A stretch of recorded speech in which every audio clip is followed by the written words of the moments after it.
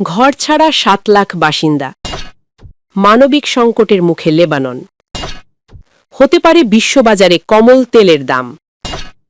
শুনছিলেন শিরোনাম, এবার বিস্তারিত।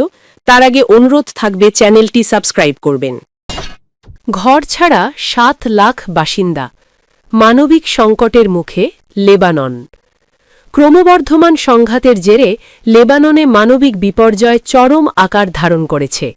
দেশটির সরকারি তথ্য, চলমান পরিস্থিতির কারণে ইতোমধ্যে প্রায় ৭ লাখ মানুষ ঘরবাড়ি ছেড়ে পালিয়েছেন এবং বাস্তুচ্যুত হিসেবে সরকারি মানবিক সহায়তা পোর্টালে নাম নিবন্ধন করেছেন। পরিস্থিতি মোকাবিলায় লেবানন সরকার দেশজুড়ে ৫৬০টিরও বেশি আশ্রয় কেন্দ্র খুলেছে বলে জানিয়েছেন দেশটির সমাজ কল্যাণ মন্ত্রী হানিন সাইদ।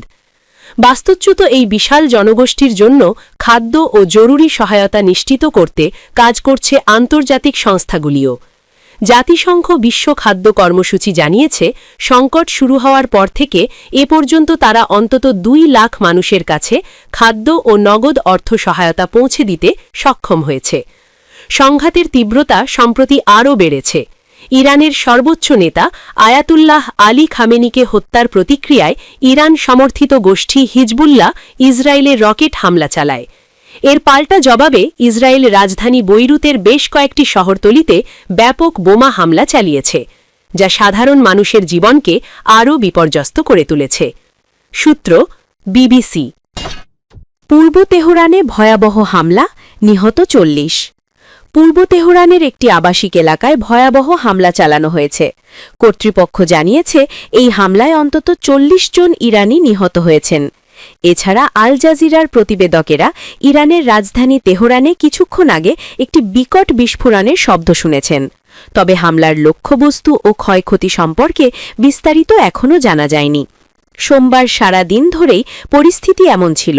প্রতি ১ বা ২ ঘণ্টা অন্তর এ ধরনের বেশ কয়েকটি বিস্ফোরণ ঘটছে। সোমবার ইস্পাহান সহ অন্যান্য বড় শহরগুলোকেও লক্ষ্যবস্তু করা হয়েছে। ইস্পাহানের পারমাণবিক স্থাপনাগুলোর কাছাকাছি এলাকায় হামলা হওয়ায় সেখানে উদ্বেগ বাড়ছে। এছাড়া গভর্নরের কার্যালয়েও হামলা হয়েছে বলে খবর পাওয়া গেছে। ইউনেস্কো স্বীকৃত বিশ্ব ঐতিহ্যের তালিকাভুক্ত একটি প্রাচীন প্রাসাদও বোমা হামলায় মারাত্মকভাবে ক্ষতিগ্রস্ত হয়েছে। সূত্র আল জাজিরা। ইরানের বিরুদ্ধে যুক্তরাষ্ট্র ইসরায়েলের যুদ্ধ খুব শিগগিরই শেষ হতে পারে, তেলের দাম কমল। মার্কিন প্রেসিডেন্ট ডোনাল্ড ট্রাম্প ইঙ্গিত দেওয়ার পর আন্তর্জাতিক বাজারে তেলের দাম কমে গেছে। গতকাল সোমবার ৯ মার্চ ৪ বছরের সর্বোচ্চ অবস্থানে ওঠার পর তেলের দাম দ্রুত নেমে আসে। বৈশ্বিক বাজারে গত ২৪ ঘণ্টা ছিল বেশ অস্থির। এর আগের দিন আন্তর্জাতিক মানদণ্ড ব্রেন্ট ক্রুড তেলের দাম ব্যারেল প্রতি $১০০ ছাড়িয়ে যায়, যা ২০২২ সালে রাশিয়া ইউক্রেন আক্রমণের পর প্রথম। এতে এশিয়া ও ইউরোপের প্রধান শেয়ার বাজারগুলোতে বড় ধরনের বিক্রি শুরু হয়। নিউ ইয়র্কের ওয়াল স্ট্রিটও দিনের শুরুতে চাপের মুখে পড়ে। এরপর বাজার পরিস্থিতির দিকে ঘনিষ্ঠ নজর রাখা ট্রাম্প কথা বলতে শুরু করেন।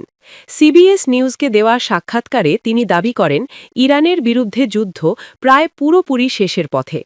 সোমবার একসময় ব্যারেল প্রতি $১১৯.৫০ পর্যন্ত ওঠা ব্রেন্ট ক্রুডের দাম দ্রুত কমে দিনের শেষে $৯৮.৯৬ নেমে আসে।